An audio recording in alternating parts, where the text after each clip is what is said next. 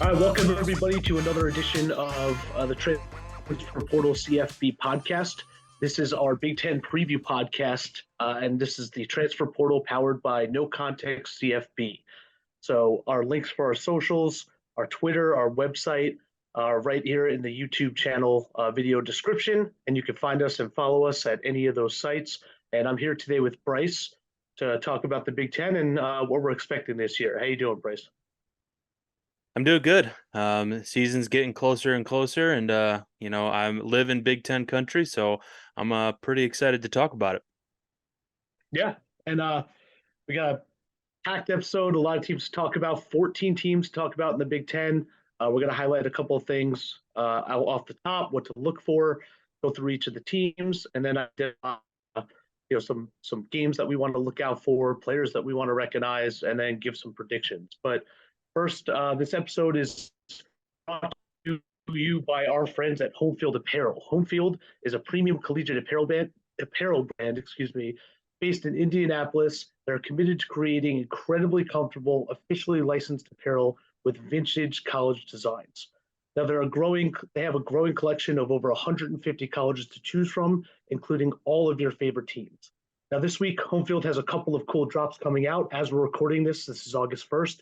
They got a collection of dad hats that are coming out today, and they're coming out for schools like Slippery Rock, Tulane, Louisville, Pitt, Purdue, and Syracuse. They're adding They're adding a new school in the UTEP Miners on Thursday, August 3rd, and on August 5th, they're adding new collections from some of the Big Ten teams that we're going to talk about today: Michigan, Michigan State, and Ohio State. So Home Field does a deep dive into the archives and history of each school, including unique logos, mascots, and iconic moments, apparel that you can't find anywhere else. So make sure to check out the Home Field website at homefieldapparel.com. Browse through their apparel from over 150 colleges. Their online shop is incredibly convenient and easy to navigate, especially with the 2023 college football season less than a month away. Cannot believe it's already August. So make sure you rep your team in style, get your Home Field apparel now. And if you're new to the Home Field brand and supporting us, use our code PORTAL. You're a first-time customer and get 15% off your first order. So use the code PORTAL, PORTAL, you get 15% off your first order. So let's dive right into the Big Ten. Big Ten had a pretty big year, 2022, and not really a big time finish. I think a lot of people were super excited. They had a lot of expectations. Obviously, everyone knew the two juggernauts coming in. They pretty much delivered, and they fell short when the lights were the brightest in the college football playoff. But what do you think about how the season went, and kind of the wrap up and moving into 2023 for the conference as a whole, Bryce? Yeah, I think when you look at the two teams from last year, Ohio State and Michigan, that were the two powers of the Big Ten, I think that they were pretty stout. They had really good quarterback play, really good running backs, some pretty good defenses. I think Michigan was probably a notch just in every single aspect last season. I think that played out in the rivalry game at the end of the season. And then, as you mentioned, they just fell short in the college football playoff in the semifinals.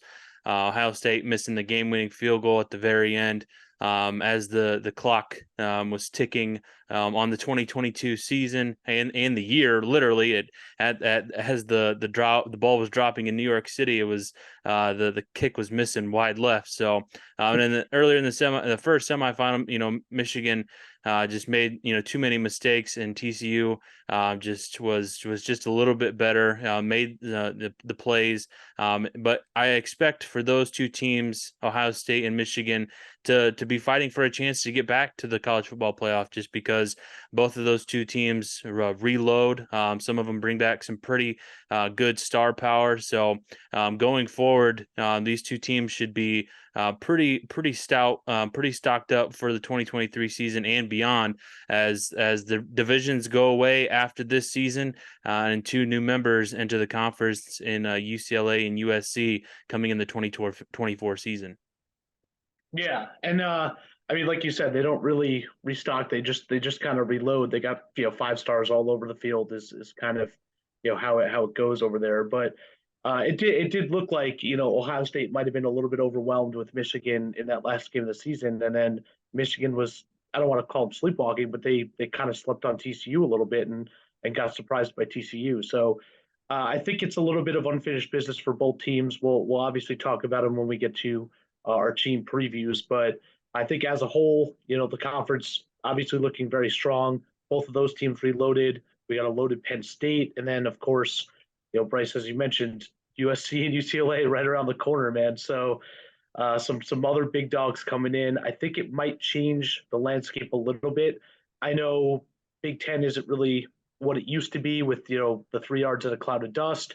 It's upgraded a little bit, and you could see that in like the amount of players that get drafted year in and year out, first round and past into day 2 and 3. But I think adding some West Coast offense and West Coast teams in there, it's going to change a little bit how they look. But yeah, so let's dive into it. We're going through each of the teams, and we're going through an alphabetical order. So, if you're wondering why we start where we are, it's just so you can follow along. And also, we're going in the same order that we have in our preview magazine. And if you have not picked up our preview magazine, you still got a month left to do it before the season starts, or about 3.5 weeks now, with week 0 coming in at the end of this month. But our preview magazine covers every single team top to bottom. We have 350 plus pages of content, very, very dense, a lot of information there. And we have a lot of player interviews, stories, other one-off interviews with Sicko's committee, with Parker Gillum, and a lot of information to be had there and to get you ready with some lines, some predictions, and everything you need for the season. But plug aside for our magazine, let's jump into our first team.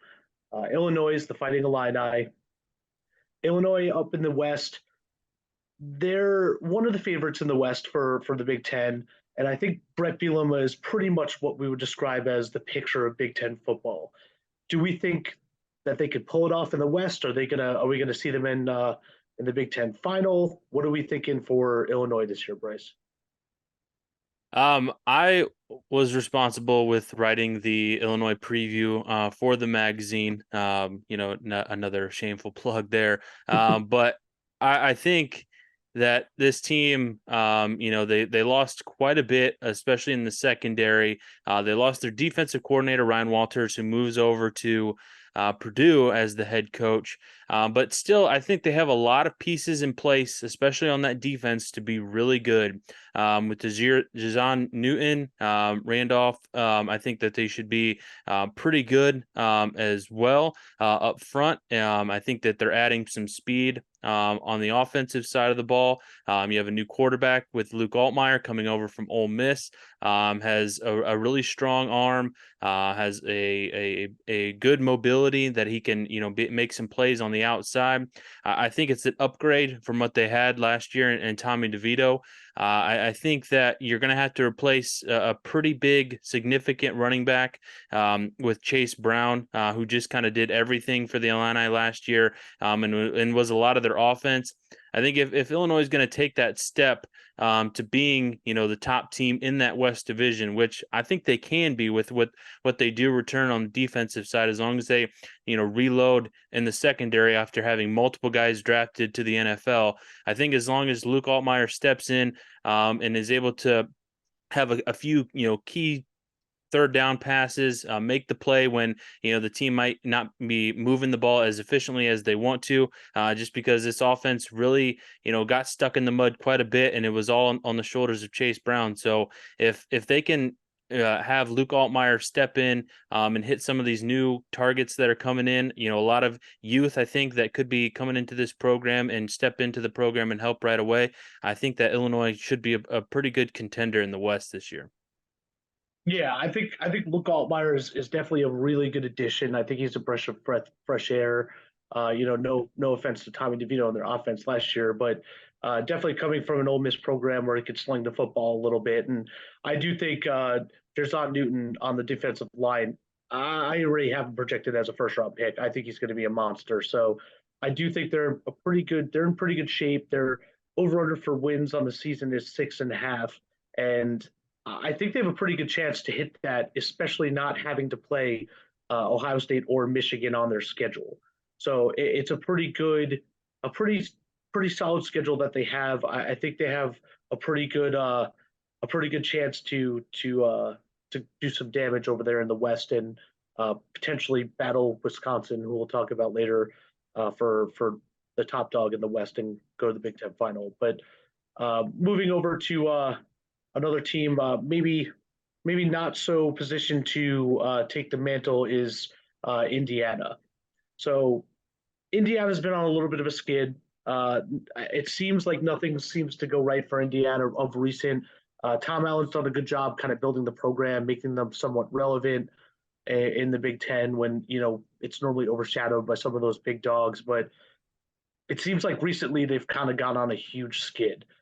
So, I mean, what do we expect from Indiana? Their over under for wins is 3.5. Are we even going to hit that? They opened the season with Ohio State. So, what do we think their outlook for the season is? It's bleak, to be honest with you, George. It's not a lot, just because you don't know what they have at quarterback. With Dexter Williams, the second going down last year, late in the year. I don't think he's going to be fully healthy to start the season. So you're looking, probably at Taven Jackson Jr. or not Jr. Just Taven Jackson coming over from Tennessee. And he played sparingly there, but he was a 4-star recruit coming out of high school a few years ago. Local guy, went to Center Grove, just right down the road from Bloomington. But still, you're going to be relying on a young arm, and it just feels like that this offense was beat up front, and they really didn't have a lot to rely on, especially in the running game. They just couldn't get really anything going. But they do have some pieces coming back. Jalen Lucas, he can create plays in the return game. Is a decent wideout and can get as long as you get him in some open space. But this defense has to improve significantly as well. Tom Allen being a defensive guy, the defense has as with everything else in this program, kind of slid into the wrong direction. But I think that with some of the injuries that they had, they're going to be improved. I think on the offensive line, they get guys like Matt Bedford back, who missed quite a bit of time last year. You have wide receivers like Cam Camper. So I think that if they can put together some decent offense, and move the ball a whole lot better than they did last year and improve significantly on the defense, I think they should have a good chance at coming close to that win total. But getting above the 3.5 to getting to 4 wins, it looks tough. And obviously you mentioned they started at Ohio State, and it doesn't get any easier with the likes of Louisville, which they play in Indianapolis this year. And then Maryland and Michigan on the road in back-to-back weeks. It's going to be tough. You can't really circle a whole lot of easy wins on their schedule. Maybe Indiana State and Akron, but that's about it.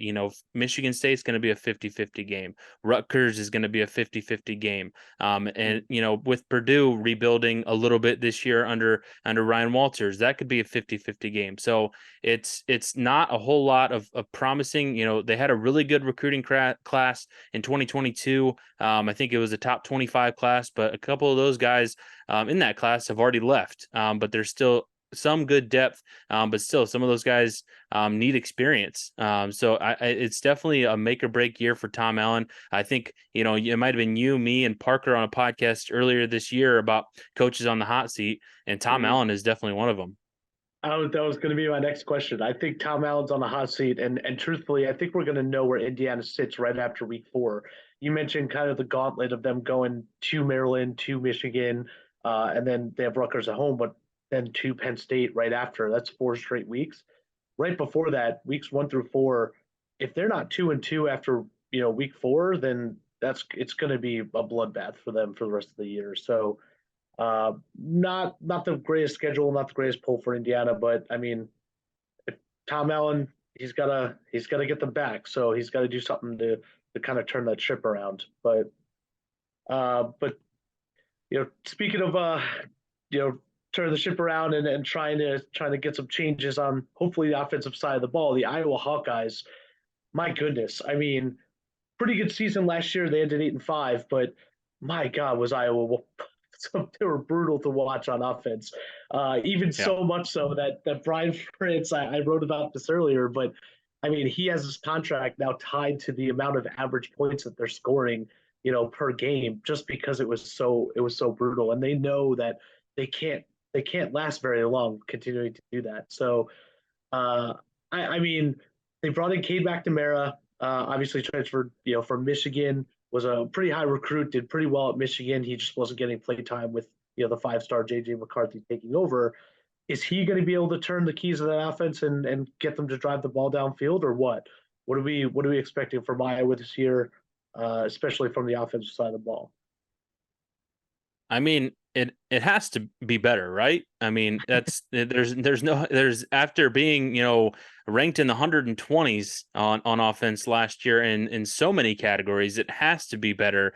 Mhm. I think that if Cade McNamara is just just a notch better than what they had at last year, and Spencer Petras, I think that they'll be able to reach that 25 point per game mark. I mean, if you just score 27 points per game last year, I think they end up, being like 11-1 or 10-2, something like that last season. Mhm. Just because their defense is going to be good. It's going to be good again this year. They have a lot of guys that are coming back. Cooper DeJean is a star cornerback and a special team superstar.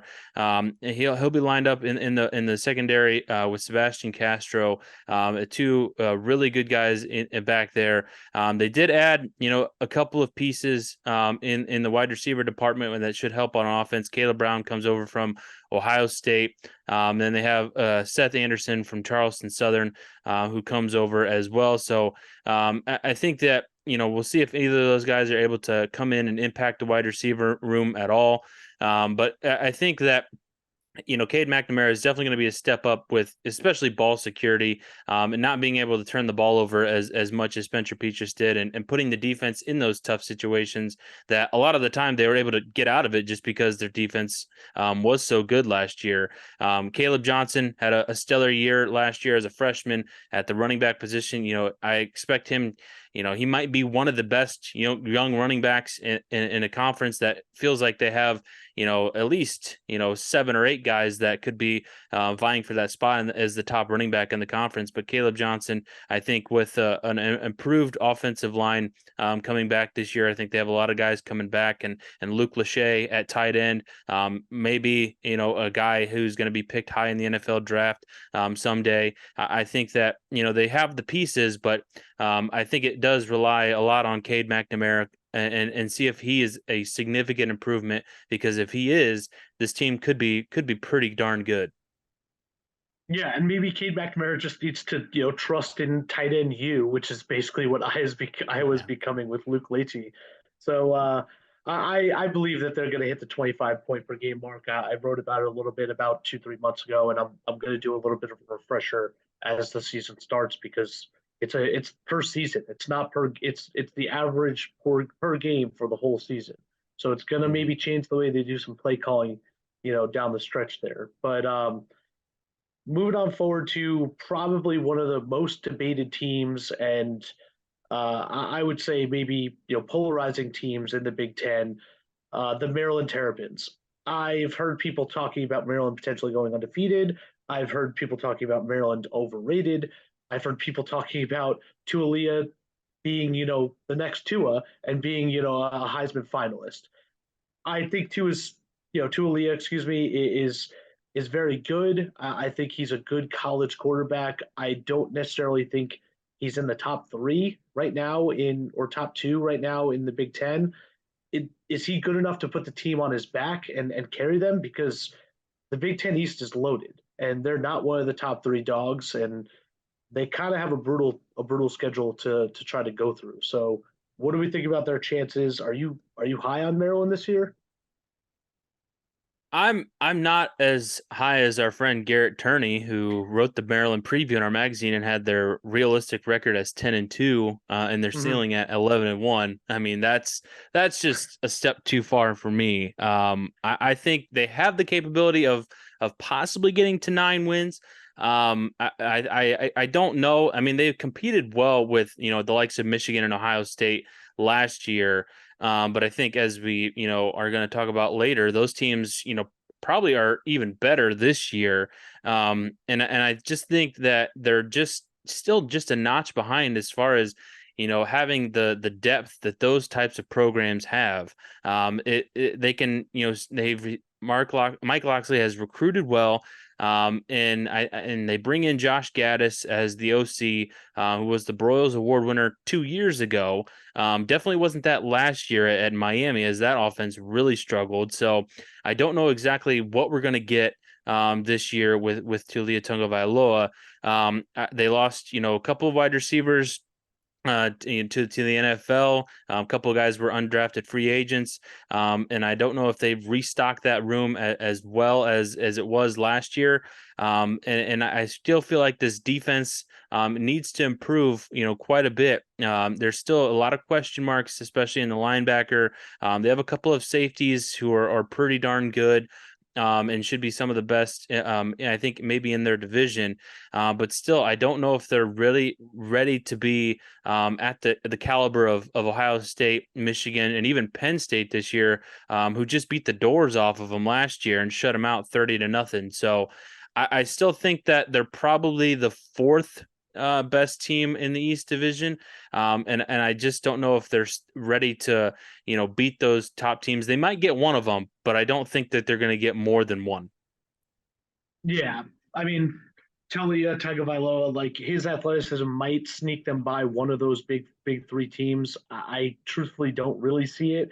I was actually at the Ohio State at Maryland game last year, and it was a close game. I mean, one score game at half. I think Ohio State just took the lead right before the half, but even then, it just felt like you were waiting for Ohio State to make their move rather than Maryland just really holding them down. And I think we might have to have a talk with Garrett because having their floor be higher than what the projected win total is from Vegas. I mean, we look at mybookie.com and we got 6.5 wins here projected, and yeah, I think they go over that, but I don't think by much. So tough draw being in the East, but it's all really going to rely or excuse me fall on Talia's shoulders, and we'll see how they do. But talking about the East and some of the beasts of the East, the two-time reigning Big Ten champ, the Michigan Wolverines, they look just about as good as they did last year, and last year they were pretty darn good. I mean, they got JJ McCarthy returning. Obviously, Blake Corum is you know potential favorite to go to New York as a Heisman Trophy finalist. I know he got injured last year, kind of cut his campaign a little bit short, but I mean, Michigan's rolling. Jim Harbaugh's got them moving in the right direction. They're extremely confident, having beaten Ohio State pretty significantly for the past 2 years. Are we seeing a three-peat? What do we think for Michigan this year? Um, I'm not sure. I think we are probably going to end up seeing a three-peat, and we'll give our conference title game predictions later on. But I think they're definitely it's between them and Ohio State and maybe Penn State. But I think for this year, I think that it's a situation, as we spoke at the top, is just reload for this team. The offensive line, two-time Joe Moore award-winning group. I think they're in line to probably be at least a finalist again this year, with a lot of guys coming back. They added a lot of guys in the portal. Blake Corum, Donovan Edwards, both of those guys are very capable of shouldering the load on the ground. And JJ McCarthy just getting more comfortable in this offense. And we didn't even mention that Jim Harbaugh is not going to be around for the first 4 games after he received a suspension from the NCAA for some violations, or for and also lying to the NCAA. But if you look at the schedule early on, the first 4 games: East Carolina, UNLV, Bowling Green, and Rutgers. He's really not going to miss, a whole lot in those first 4 games. They should take care of business. The Wolverines should in those first 4 games, and all of them are at home. So not really a thing to worry about if you're a Michigan fan. But the defense should be very good as well. A lot of returning players along the defensive line, the secondary, which has just been at an elite level for the last few years. I think is still going to be very, very good this year, and play at an elite level. And it just feels like that this year might be the year that they actually win a bowl game, and that could be the playoff semifinal, just because they haven't won any type of bowl game since 2015, which I know might be surprising, but it's been 8 years since they've won any type of bowl game. But I think that they will have a really good shot with a lot of returning players. They've added really well in the portal, and I think that they are definitely going to give themselves and put themselves in a really good position to make their third straight trip to the Big Ten title and possibly the college football playoff. Yeah, and a lot of Michigan fans will point to, well, we were in the college football playoff. It's not necessarily an even, one for one comparison, not winning a bowl game. But I mean, you're a perennial power. You recruit very well, and Jim Harbaugh puts you right in the square center of the map, and you're in the Big Ten. So you Yeah. got to win at the end of the season. No one's going to remember, the rest of the season if you can't take care of business, and you get upset by a TCU team who was predicted basically to be last in the Big 12, to start that year. But I do think Michigan set up extremely well. I think JJ McCarthy takes another step. Uh, I mean, he was good last year, but they're really looking for him to become a superstar, and I think he can be, especially with, you said the two-headed beast in the backfield with, Donovan Edwards, excuse me, and Blake Corum. But it's a little unnerving looking at their schedule. I mean, it's pretty backloaded. I mean, you mentioned the first 4 games, not necessarily too tough. Kind of expected that, they're going to have a relatively easy start to the season, but then you see the last 3 weeks of the season for them is at Penn State, at Maryland, and then home for, the big game against Ohio State.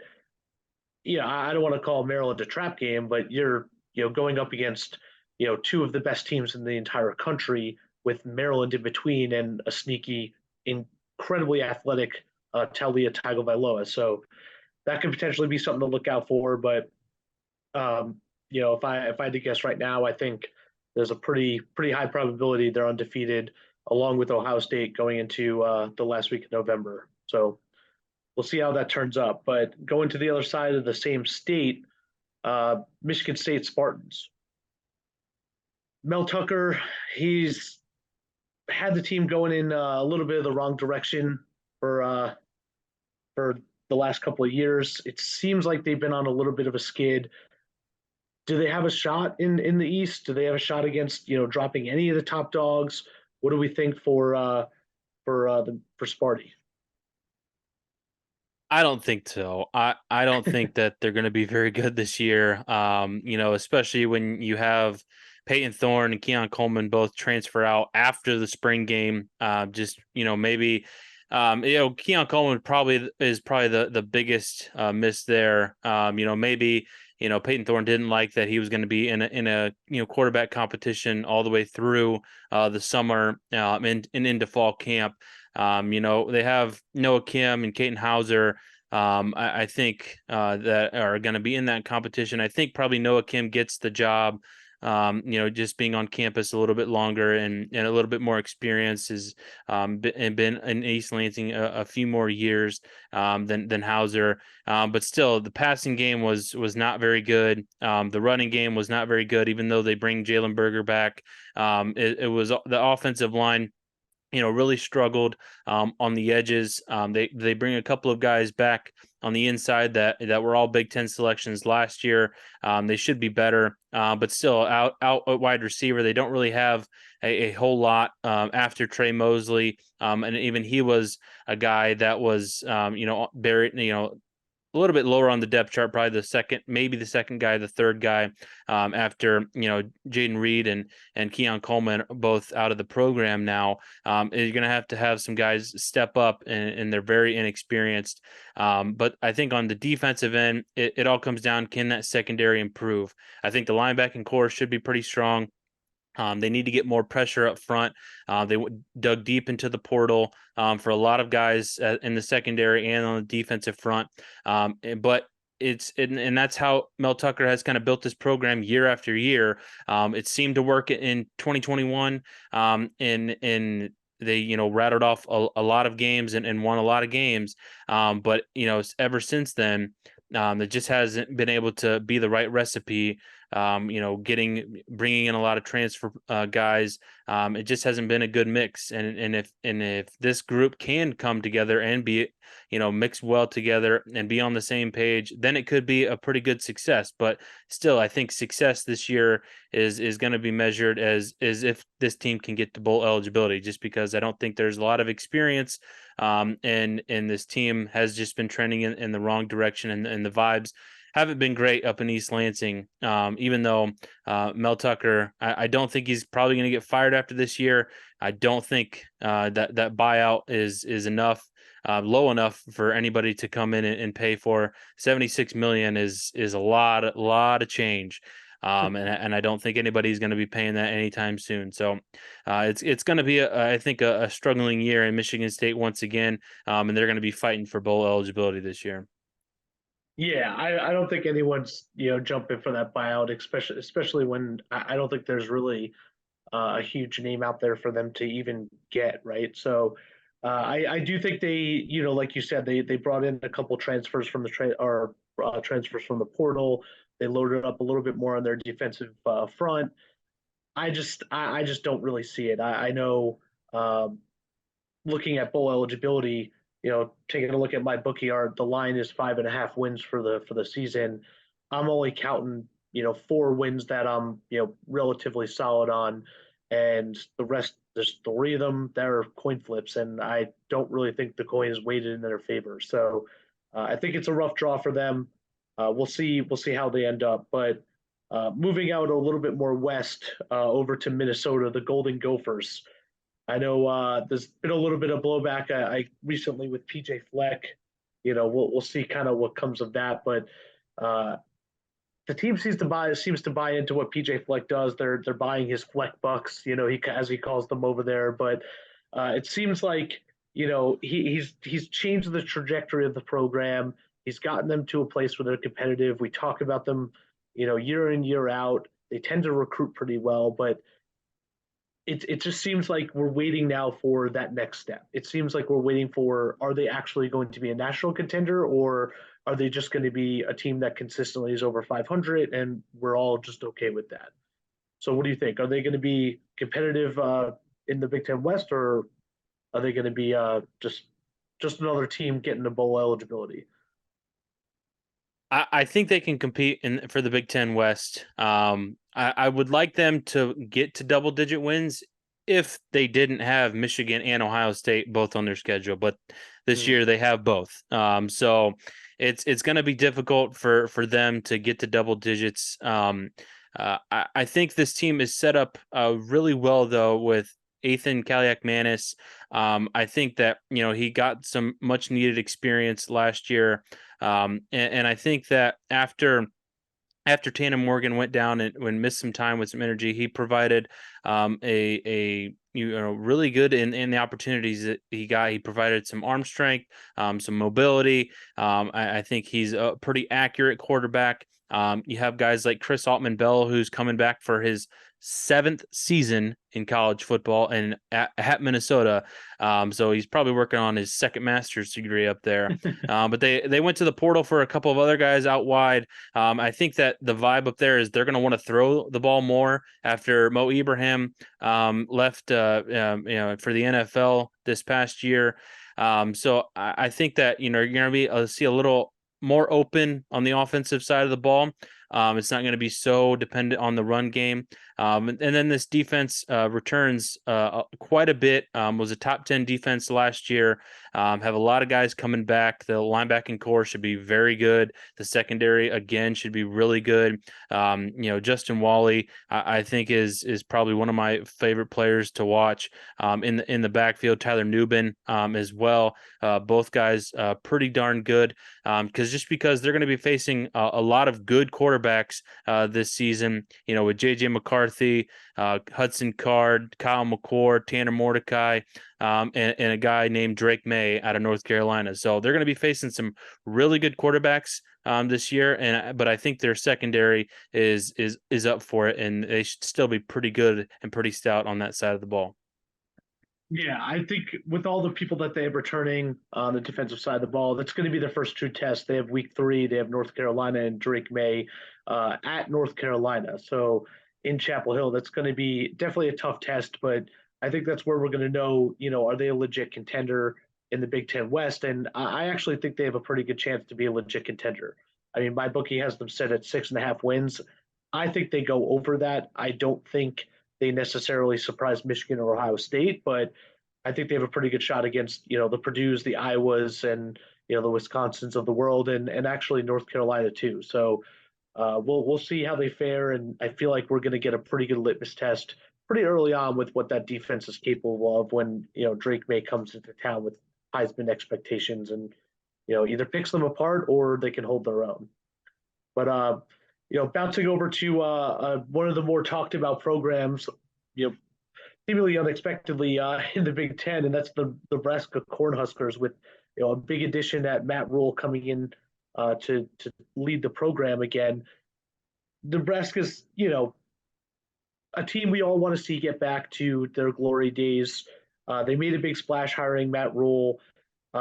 They brought in Jeff Sims from Georgia Tech to play quarterback. It seems like they're making changes in the positive direction, and they're trying to join the 21st century and kind of get their offense humming in a little bit different of a direction. But do we think Nebraska is going to make some noise? Is Matt Rule able to turn this around in year one? Is he able to turn it around at all? What do we think? I think there's a lot of optimism that he's going to turn it around right away, but I just don't think that's how it's going to be. If you look at his track record at Temple and Baylor, his 2 previous stops, it took him 2 to 3 years before his programs were winning double digit games, and I think that might be the case here, especially when you have the likes of USC and UCLA joining the conference next year, and we get rid of divisions, and they're just going to be playing that much better of a schedule next year. But I think, with this season, I think that, if you're putting, a lot of your chips in on Jeff Sims, it's not the greatest bet in the world. He's been, injury prone. Even during the spring game, he was allowed to be tackled. And I don't know if that was the case in any other college program for the spring this year, but he was able to be tackled in the spring game. So maybe it's trying to toughen him up or something. But with a guy that missed a lot of games over the last 3 years at Georgia Tech, I would have been putting him in bubble wrap. But I think that he wasn't the most accurate quarterback. Granted, he didn't have a whole lot of options down at Georgia Tech that were stellar. I know he had Jahmyr Gibbs for one season there at Georgia Tech, but it just feels like that his accuracy issues. He's got to improve that significantly to have this offense moving in the right direction. I think the defense could be improved after last season. It was very average to below average in a lot of aspects. The back end, I think, should be pretty much improved. With a lot of guys coming back. But still, I don't know if this team is ready to make a significant jump from 4 wins to 8 or 9. I think that again, it's probably going to be one of these teams in the Big Ten West that's fighting for bowl eligibility and might get to 6 or 7 wins. Yeah, I think I have them pegged at around 5 or 6 wins. Their win total by my bookies at 6.5. I'm not sure they get there. I think they have, they open with a pretty tough test against Minnesota, and I just don't think Jeff Sims is the guy. I think they'll scheme him well. They'll, allow them to, maybe get out of situations they might not have gotten out of, in the past. But I just don't really see him as a long-term solution for the entire season, and that's if he stays healthy. So we'll see how they fare. Their schedule is a little bit rough. I mean, they have Michigan at home, Maryland at home, and then they're at Wisconsin, at Illinois, and then Iowa at home. So uh, I think I see them kind of middle of the road fighting for bowl eligibility, but I don't know if I see it in the first year for Matt Rule. And then Bouncing over to another team with some big news on the head coaching front, the Northwestern Wildcats. Obviously, big story of the offseason was Pat Fitzgerald being fired for everything that they had with all the hazing and everything that was going on. But kind of lost in that story as well is Pat Fitzgerald was there for over almost 2 decades, and seems like the program hasn't really continued the initial hype that he had originally brought to them. He was, a huge coaching hire when he came in. Program was doing okay, and last year, I mean, their last football game that they won was in Ireland last August. So it's been an entire calendar year since they've even won a football game. So I think Northwestern has a lot to figure out. Obviously a lot of chaos in the offseason, but what are we even looking at here? I mean, are they able to pull together the pieces and scrape together a few wins? I think bowl eligibility would be, the absolute ceiling for this team. But what are our expectations over in Northwestern? My expectations aren't very high. When you lose your head coach, and I think he was, teetering. He was more than likely on the hot seat than not. Going into the season, regardless, even though he's a Northwestern staple, having played there, nearly 20 years ago. It was going to be a uphill battle no matter what this upcoming season. And this could be a thing that rallies the troops, but or it could be, fall in the other direction. If some of these guys were, involved with those hazings or were on the other end of it. But it just feels like this could, divide a locker room or bring it together. If you're a Northwestern fan, you hope it brings them together.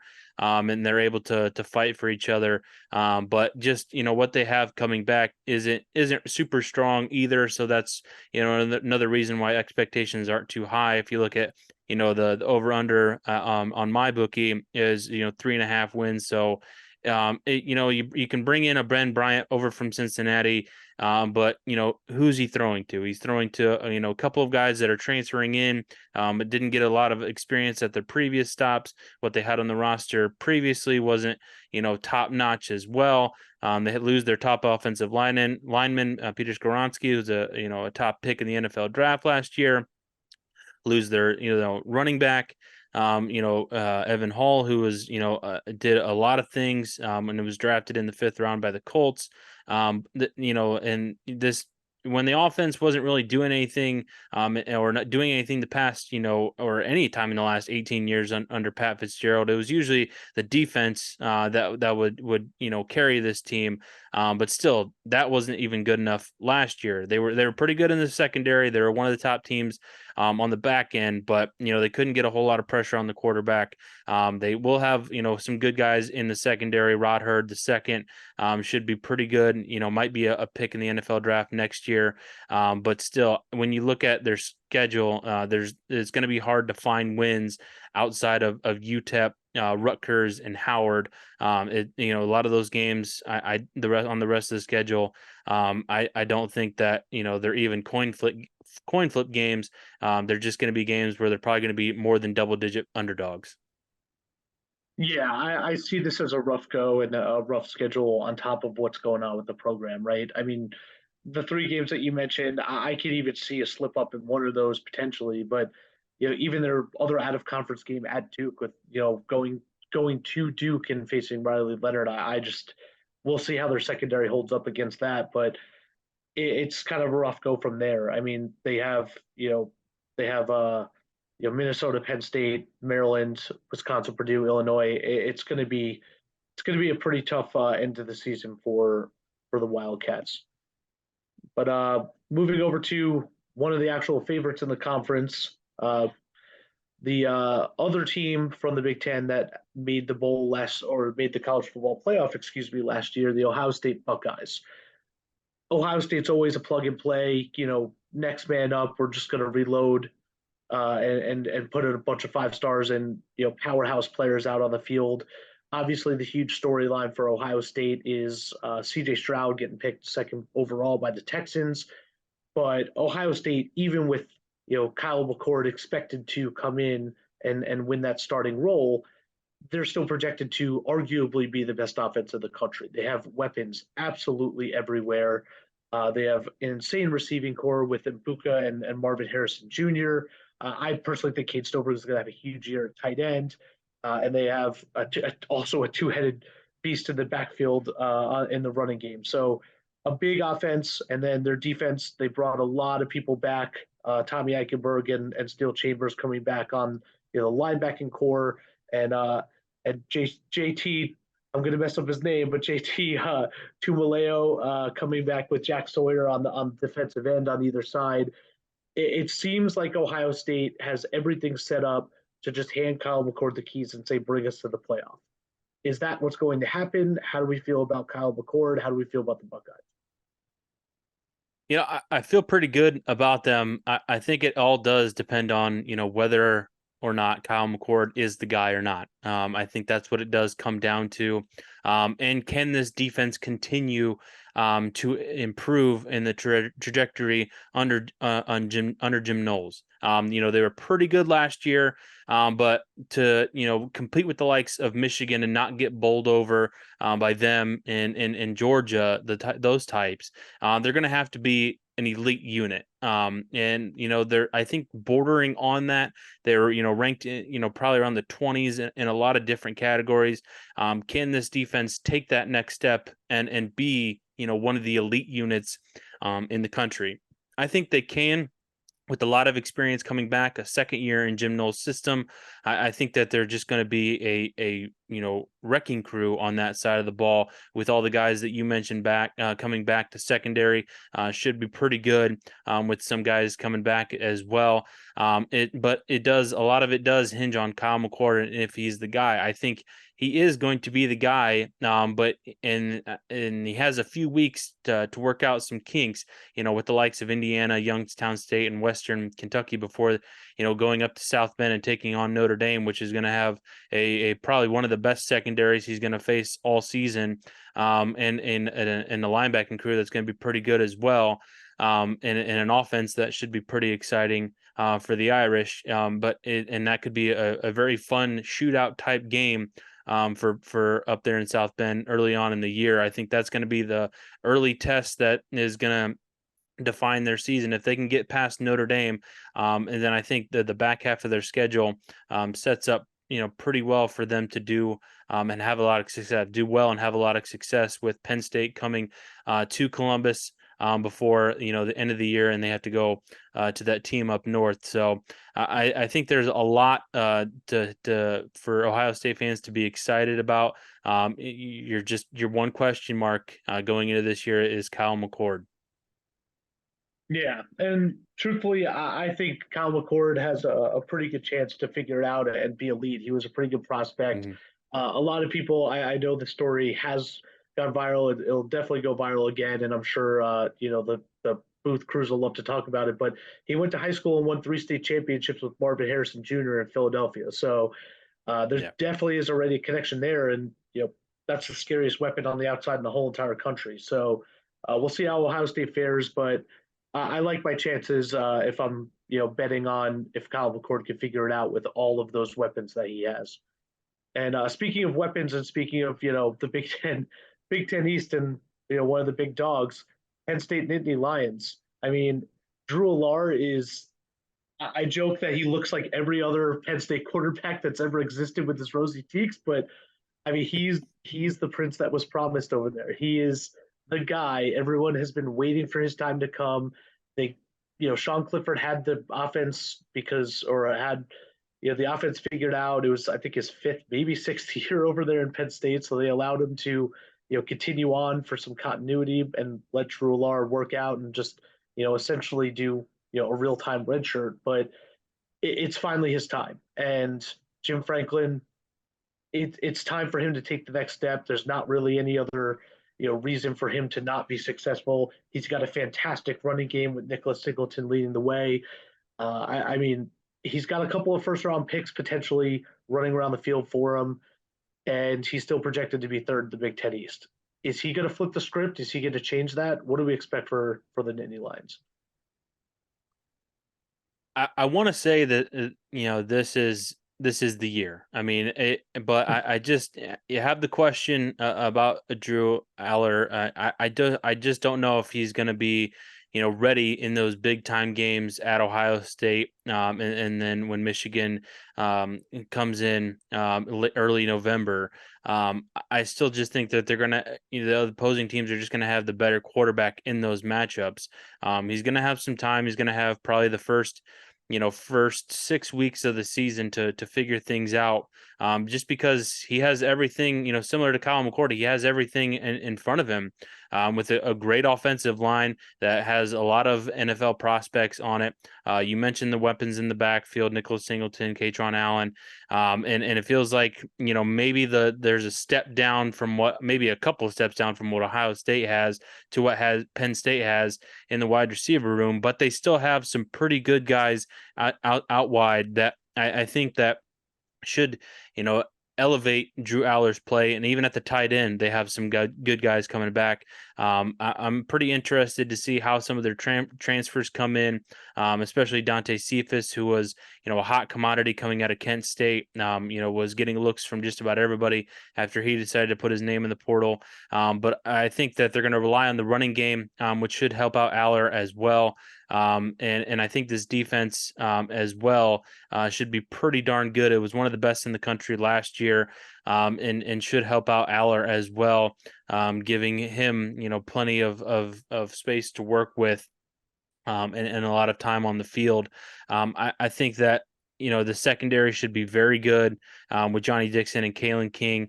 It just feels like it's going to come down to those two games, against Ohio State and Michigan, just as it has, for the last few years, since James Franklin took over the program 10 years ago. It's come down to those two games, and if they can get both of them, which hasn't happened in a long time, they haven't beat both of them since 2008. It always is going to come down to those two games, and if they can take either of them down, they might get one, but I don't know if they get both. Yeah, and it's a little tough. It's going into the shoe. They do have a pretty good setup in terms of schedule. I mean, they have a relatively soft opening with West Virginia, who's not projected to be that good this year. Then they had Delaware, and then they got Illinois, Iowa, Northwestern Massachusetts before they go into the shoe, and then they got a buffer with Indiana before Maryland. They go to Maryland and then have Michigan at home. So I think of all the times to have to travel to Ohio State, this is the schedule setup that you want for it. You want Drew Aller to get a couple of reps under his belt, a couple of games under his belt, potentially all wins under his belt before they go to Ohio State. So I think this is kind of the prove it year for Drew Aller and for James Franklin. But if I had to put my money on it, I don't know if I see them pulling out wins at either Ohio State or Michigan. I do think Drew Aller is the guy. I do think he's going to be a fantastic quarterback this year and next year. I think he's going to be probably the best quarterback in the Big Ten. Potentially next year, but I just am not sure that this is the year that he could really take that step. And that's the step you have to take if you're Penn State. There's really no other step aside from that wall. And they play Ohio State and Michigan super close every single year. And we'll see how it goes this year. But it's they know what business they have to take care of. It's just a matter of going out and doing it. So moving down over to the Purdue Boilermakers, a team who had a couple of changes in the offseason with a new head coach. They're starting the post Jeff Brom era, losing their quarterback Aiden O'Connell. So a lot of changes for Purdue. They were 8-6 on the year last year, had a pretty good season, but there were a lot of expectations with Aiden O'Connell and that offense, and it seemed like they kind of puttered and didn't necessarily really get what they wanted to get done. But I believe in Graham Harrell coming in as the offensive coordinator. I think they could start to move it forward. And as a Texas fan, Hudson Card, I think he's a fantastic quarterback. So I think they have a great addition there. But what do we think about Purdue? Is the offense actually going to click this year? How do we feel about Hudson Card leading the Boilermakers? I feel really good about Hudson Card. I don't know how I feel about Graham Harrell leading this offense as the OC. I know he's produced some good offenses at USC and at West Virginia last year. But still, I'm still have my reservations on where this offense could really go if it's going to be able to hit its ceiling. I think Hudson Card, I think is definitely the real deal, as you mentioned, as you've seen him before. I think that he could be pretty productive in this offense, and he's got some good help in the backfield with Devin Maccabee, who came in as a walk on last year and provided to be a very good running back and should lead them this season as well. Could they? They're going to struggle, I think, in with wide receiver depth. I know they have, TJ Sheffield coming back, yeah, as their number one option. They bring in a couple of other transfers. We'll see if those guys work out. Their offensive line, I think, should be still pretty solid. I think the middle should be pretty strong, led by Gus Hartwig. I think that it all relies on the defense. I think the offense should be fine. But this defense, and it might take a couple of years for Ryan Walters, who's a former DC himself at Illinois and had one of the best defenses in the country for the Illini the last couple of years. It might take him a couple of years to turn over that defensive side of the ball and get that thing clicking. Just because even though Walter's specialty is the secondary, he's got a lot of work to do with this secondary that has been um, pretty darn bad these last couple of years, and the reason why Purdue has been in so many shootouts the last couple of years. So it all depends on how can this defense improve, and if it can improve quickly. I think that they can compete in the Big Ten West. But I don't think that they're going to make a second trip in a row to Indianapolis. I think that they're probably just going to fall a couple of wins short. But I do expect them to probably be flirting with bowl eligibility by the time the Indiana game rolls around at the end of the year. Yeah, and from my bookie, they're over under set at 5.5. I think that's spot on in terms of where they're at. I have them at between 5 and 6 wins, just looking at their schedule. So we'll see. We'll see if Ryan Walters can turn it around in his first year. But I just don't know if I see them necessarily making a bowl this year. And then moving over to New Jersey, the Scarlet Knights of Rutgers. Seattle's been there for a while. They've been sort of in the basement for a while. What are we expecting for Rutgers? Are they able to start to turn it around? They not really projected to win too many games this year, but is their defense able to keep them in games? What are we thinking for Rutgers? They were bad on offense, like really bad last year.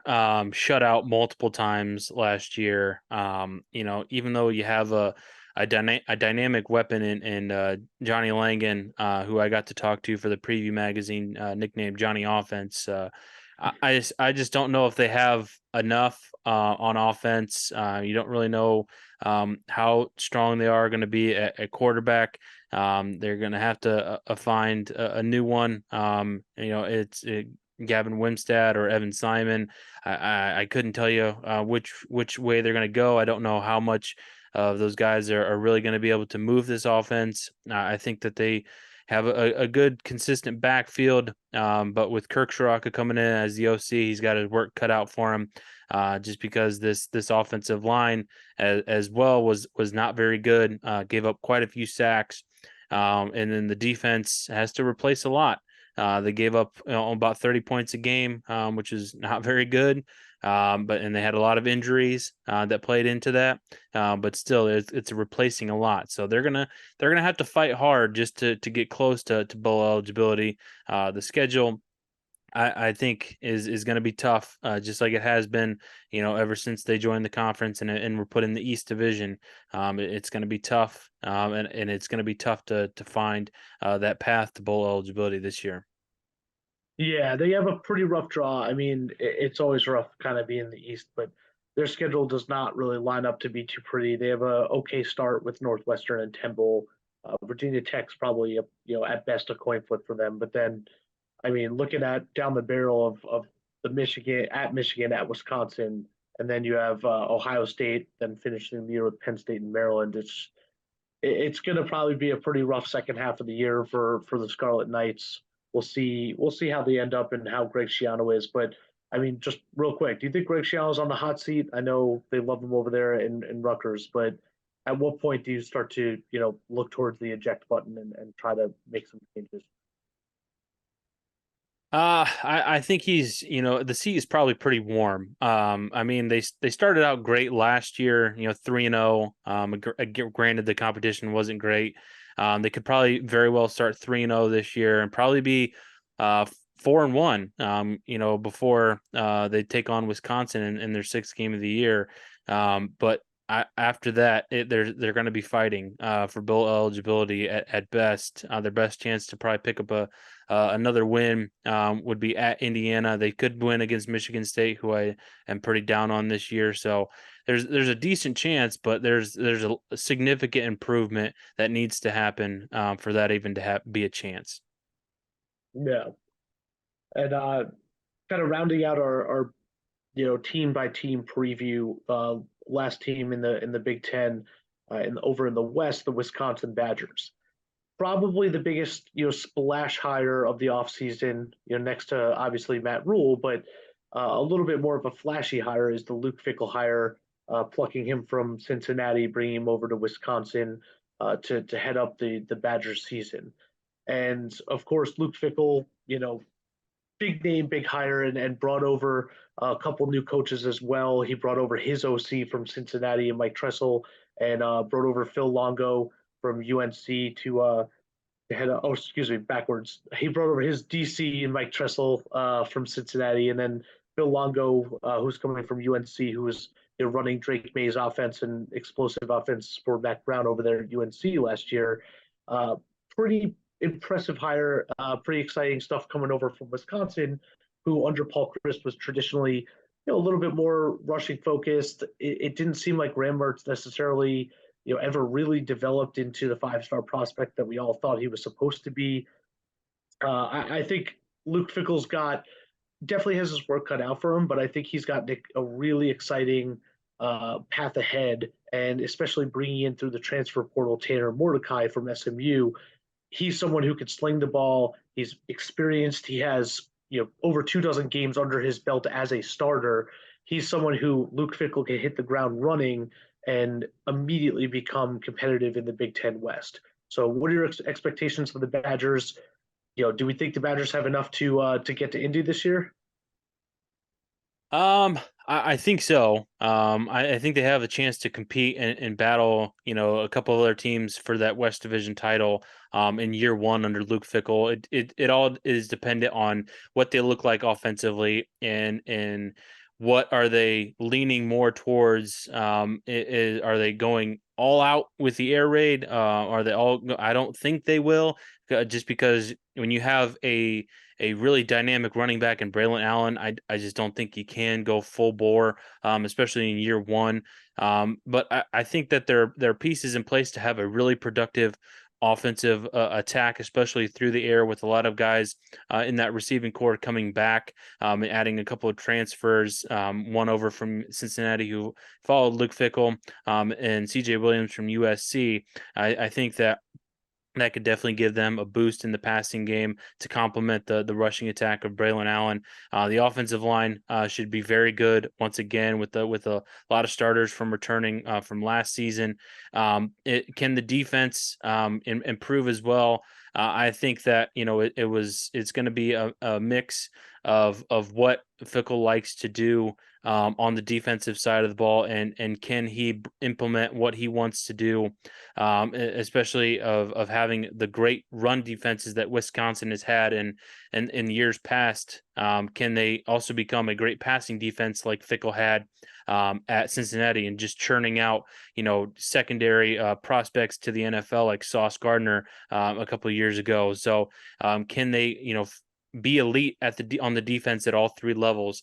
If they can be something close to that, or very good in at least a couple of those this year, then I think that this team could be very good in short order, and possibly be really good setting up for when in 2024 when the conference expands. But this year, I definitely expect them to compete for the Big Ten West.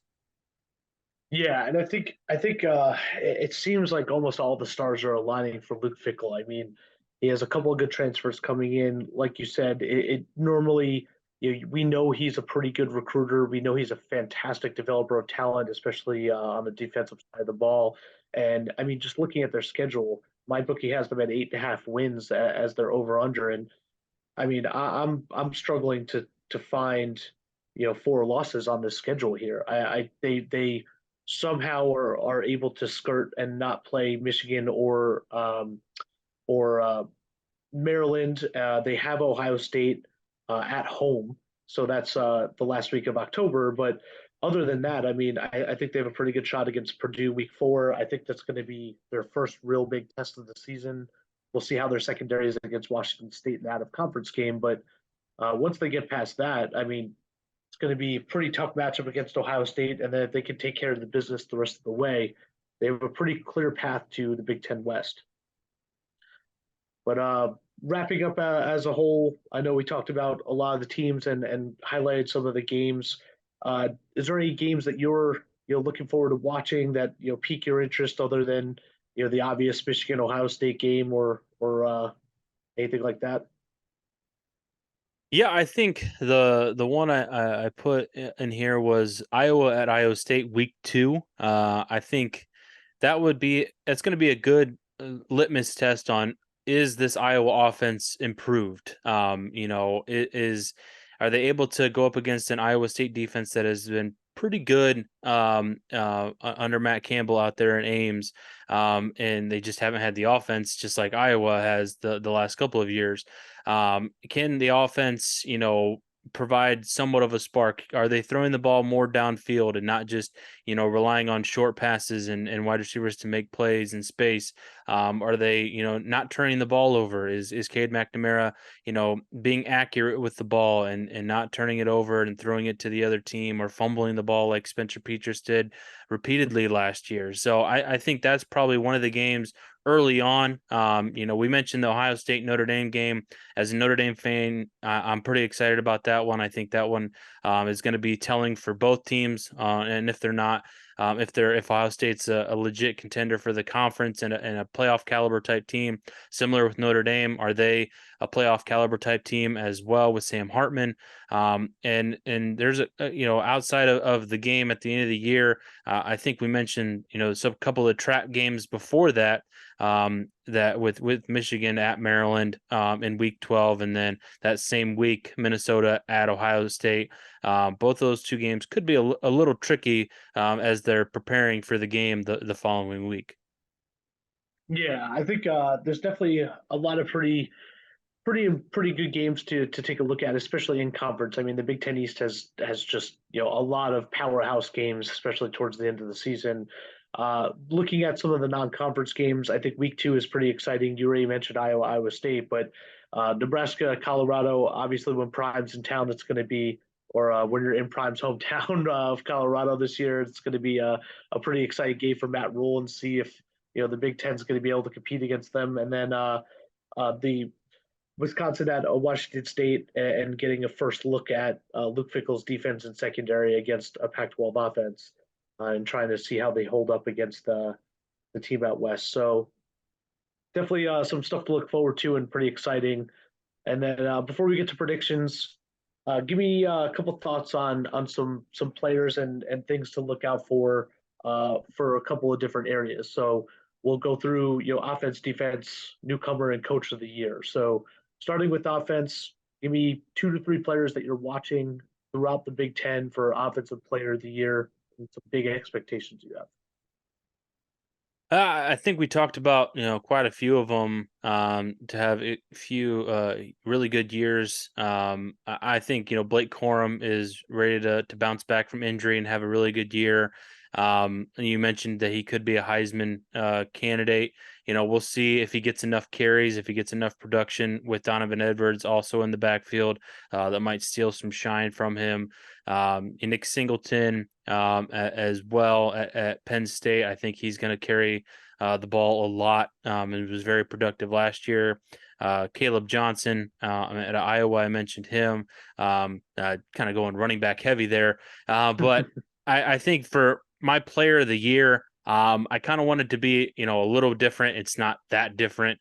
I didn't want to go quarterback, as it probably would normally go to. But I wanted to go with Marvin Harrison Jr. I think, with him and Ibuka on the other side, and other guys, Julian Fleming, Carnell Tate will probably get into the rotation this year. But I just think that Marvin Harrison Jr. is primed to have a really good year after having a stellar year last year. I think that he's going to put himself in position to be one of the first wide receivers taken off the board come next April in the NFL draft, and I just think that he's going to be trying to do something like that. Make sure that he is going to be one of the top receivers, and he's going to want to show out. And he's going to want to help out his new quarterback in Kyle McCord. So I think that in an offense that's going to be pretty high octane, I think he's probably going to stand out the most. Yeah, it's pretty bold of you to go for the consensus top five pick in the NFL draft Yeah. next year for Yeah. Player of the Year. But no, I obviously, I mean, we've covered all these guys on this podcast. I fully agree with all those. I think a huge season is expected for Nicholas Singleton from Penn State. Obviously, they're expecting a lot from Drew Allard, but all of that's going to stem from their offensive line and Nick Singleton running behind it. I personally have my dark horse Heisman for Kyle McCord. I think a lot of people are sleeping on him as, you know, looking at him as, a first year quarterback coming in. But of all the teams I expect a first year quarterback to perform well at, Ohio State is certainly there. They have weapons all over the field. Everything's in place for him. It's a plug and play offense. He already has chemistry with Marvin Harrison. And not taking anything away from Marvin Harrison, I think he's going to be the best receiver in college football. But you have two dominant receivers, two dominant running backs, and Cade Stover at tight end, who after making the switch to the position is going to have a pretty breakout year. So I think he's going to be able to spread the ball around the field, and he's kind of my dark horse pick for offensive player of the year. But moving over defensive side of the ball, a couple of people to look out for. I have to my homer pick for the Ohio State Buckeyes, Tommy Eichenberg. He's preseason first team All American. The guy was an absolute monster last year. Tommy Two Thumbs playing with broken hands and still being able to rack up 120 tackles on the season. He chose to come back, and they have a pretty strong defensive side of the ball to match up with the high octane offense. So I think I'm just going to go primarily Ohio State heavy with him, JT Tumaleo, and Jack Sawyer on both of their competing edge rushers.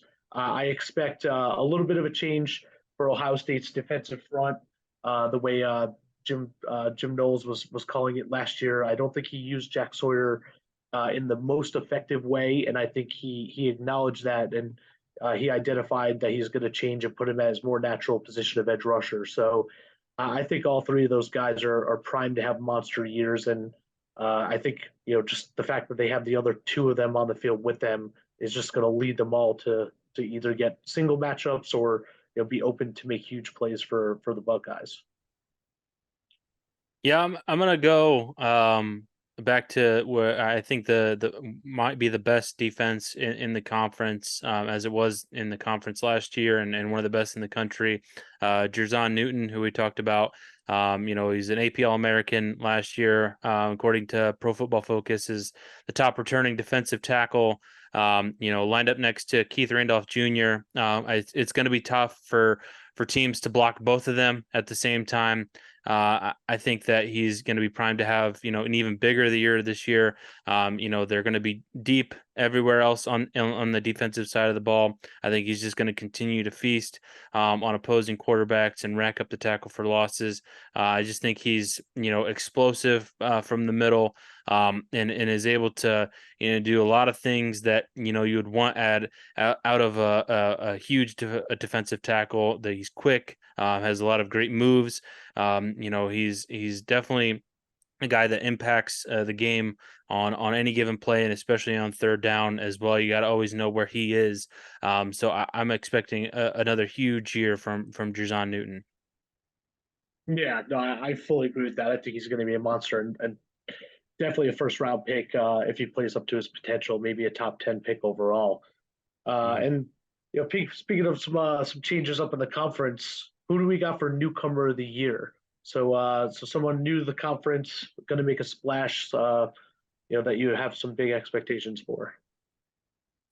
Yeah, I kind of talked about him when we are previewing their team, but I think Hudson Card with Purdue, I think he should benefit well with Graham Harrell's offense, and I think that as long as he gets some wide receivers to develop, I think he's going to be able to be stable back there behind that offensive line that should be pretty good this year. I think that they're going to be able to continue what they have been doing at Purdue for quite some time, going from Jeff Brom's pass happy offense to another pass happy offense under Graham Harrell. I just think that they're going to have, a lot of opportunities to put up a lot of points, just because I don't know how well their defense is going to be this year. In the first year under Ryan Walters, I think they'll be good in a couple years time, but I think this could be a year where Hudson Card puts up a lot of numbers through the air and on the ground. So I'm expecting a big year from Hudson Card. Yeah, from former Longhorn, I'm expecting a big year from Hudson Card too. I have for my newcomer of the year Tanner Mordecai. I know I covered it a lot for when we highlighted Wisconsin Badgers, but I think he's stepping into a really good situation with Luke Fickle and the ability to jumpstart that offense and having Braylon Allen as their running back and be able to move the ball and he's also a runner. He is also someone who can make plays with his feet. So I think his experience and moving over into a team that's primed for a pretty good run based on what they have schedule wise with the Wisconsin Badgers. I think that sets up pretty well for Tanner Mordecai, and I have him coming out as my newcomer of the year. And no surprise, jumping into Coach of the Year, rolling this right over. I think these go hand in hand. I have Luke Fickle for my Coach of the Year. We already talked about it, obviously, with Tanner Mordecai and what I'm expecting him to do. It took him about a year at Cincinnati to bring the team from a 4-win team to a double-digit win team. I think they had 11 wins his second year. I actually expect that to be a little bit quicker in this turnaround, just based on the situation he's going to. And I love the over for them for total wins, and I think they're going to have a pretty good offense and a pretty well set up defense moving on into the future. But I think the stars are kind of aligning for Luke Fickell to potentially make a run towards Indianapolis and win the Coach of the Year for the Big Ten.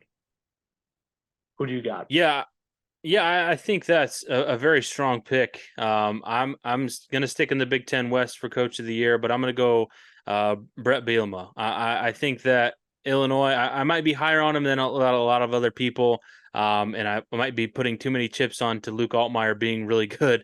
But as long as they get some you know, just above average quarterback play, I think that they should be pretty good this year, especially with a really good defense, as I just mentioned, with my defensive player of the year. But I just think that, they're going to put it all together this year. They were pretty close to winning the West last year. They came up, I think lost a game that they probably shouldn't have last year, and they might have done that a couple times. But I just think that this defense is going to be very good once again.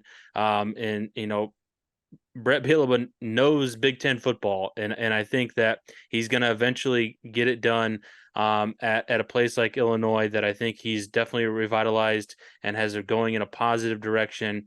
And I like you with your Coach of the Year pick think that Illinois is definitely primed to make a run towards Indianapolis and win the Big Ten West.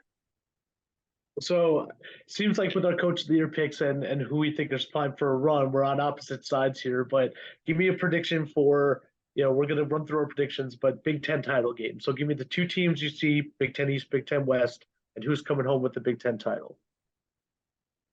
Um, well, I'm gonna go Illinois out of the West. No surprise there with what I just said. And then I'm gonna go Michigan. I think they do it for a third year in a row. I just think that with what they have returning back, I think they'll have the experience at quarterback and in the backfield, and what they bring back along the offensive line, the wide receiving core, especially on defense as well. It just feels like that they just have everything, a lot of experience returning. That experience was pretty darn good last year, and if they can keep up that mauling style of offense and do it again to Ohio State and Penn State like they have the last couple of years, I think that they should be primed to be undefeated going into the last week of the year, and beat Ohio State once again. The game in Ann Arbor once again this year, and I think that gives them a significant advantage. And I think that's the reason why they'll be in Indianapolis taking on the Illini this year. Yeah, I actually have two different teams going to the Big Ten title game. No surprise for my team coming from the West. I think Luke Fickell brings Wisconsin all the way back to prominence in terms of getting to the Big Ten title and representing the West. I think they're primed to have a fantastic year. And then coming out of the East, I have Ohio State. I think Kyle McCord obviously is the biggest question mark there, but I think just both sides of the ball, they have an insane amount of talent every single place that you look. And just judging by the way they bounced back after their loss to Michigan and having to backdoor their way into the playoffs, I understand that they lost to Georgia on the last second kick, but Georgia was by far and away the best team in the country, and Ohio State played them closer than anyone else played them all year. So I think Ohio State has everything in place for them to be able to make a run, and I have them beating Wisconsin in the Big Ten title game to be able to go back to the playoff this time as the Big Ten title representative for the conference. So a couple of hot takes before we close this out. Last year, obviously, a big change with both Big Ten teams in Ohio State and Michigan being able to get into the playoffs. Ohio State obviously didn't play in the Big Ten title game after losing the last week of November against Michigan, but they were able to kind of backdoor their way in with some other conferences, a little bit eating themselves. And Ohio State obviously proved that they're worthy of getting in with their performance against Georgia, like I just mentioned. But we got three pretty big teams in the Big Ten East that have a pretty good shot. And obviously we mentioned Wisconsin and Illinois, but do we think the Big Ten has any kind of a chance to have two teams in the playoff yet again this year, 2023 playoffs? I think so. But as I think we've alluded to multiple times here so far, that both teams have to, as far as Ohio State and Michigan, both of them have to be undefeated going into that final week of the season. I don't see it any other way. If Ohio State or Michigan lose to Penn State during the regular season, I don't, before that, the final week of the year, I don't think the loser of that game with two losses will get in. I think Ohio State or Michigan can get in with one loss. Maybe Michigan not as much if they do lose to Ohio State, just because their out of conference schedule is very weak, and that could be a big deterrent if they do lose to Ohio State, and you're comparing them to a Florida State or a Clemson or a team out of the Pac-12 that maybe their loss but their non-conference looks a whole lot better because Florida State is going to play an LSU in week 1, so their non-conference looks a little bit better. You're going to have a Clemson that's going to play a Notre Dame type. So you're just, if Michigan loses a game in there, it'd be hard for them to back their way in like Ohio State did last year. But I think there is a definite scenario for both the Big Ten to have two teams, Ohio State or Michigan. Yeah, I think there's definitely a scenario. I'm not going to say never, but I think last year was a little bit of catching lightning in a bottle in terms of everything lining up perfectly. So Mm-hmm. if I had to put money on it, I think obviously I'm picking Ohio State to win the conference. But either way, whoever wins the conference, I don't think I see another conference, cannibalizing itself the way the Pac-12 did last year and essentially Yeah. knocking USC off at the last second with Utah winning the Rose Bowl yet again. So I don't think they're going to have two teams in the playoff this year, but I think for sure the winner of the Big Ten will definitely be in. And then finally, the big question: both of the teams that made the playoff last year didn't fare so well. What do we see as our chances? You got Michigan winning the Big Ten. What are their chances when they actually do make the playoff? How does that look? I think they actually win a game in the playoff. I think they break their bowl streak since 2015. They haven't won a bowl game. I think that they do win a game in the playoff. I'm not saying they're going to win the national championship once they get there, but I do think they do get to the national championship game. I think they're setting themselves up very well. I think this team is very deep in a lot of areas, as I mentioned a couple of times. But I think, they have that attitude and that mindset that, they're not just trying to win the Big Ten title. They're not just trying to get there. They're actually trying to go win the whole darn thing this time. Hmm. So I think that, they have that, slight shift in attitude and mentality. I think, even as well as they have that, beat Georgia part of their practice. And I think that, speaks a little bit to where this team's focus is. And I think that's going to help them at least, get to that national championship game.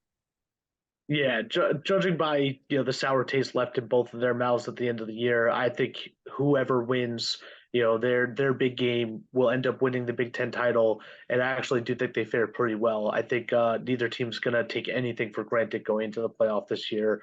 So I have them winning a game as well. I'm not sure if I have them being crowned as national champions, but definitely making it to the national championship in general and representing the Big Ten. So yeah, that's everything we're covering for our Big Ten preview. Thank you for sticking around with us. If you liked our content, please follow us on our socials, the transfer portal CFB.com, our Twitter T portal CFB, and all the links are in our description for this page. And if you have not bought the preview magazine, a couple weeks left before the season, get ready, get informed, get the preview magazine. It's $10, and there's over 350 pages covering all 133 teams.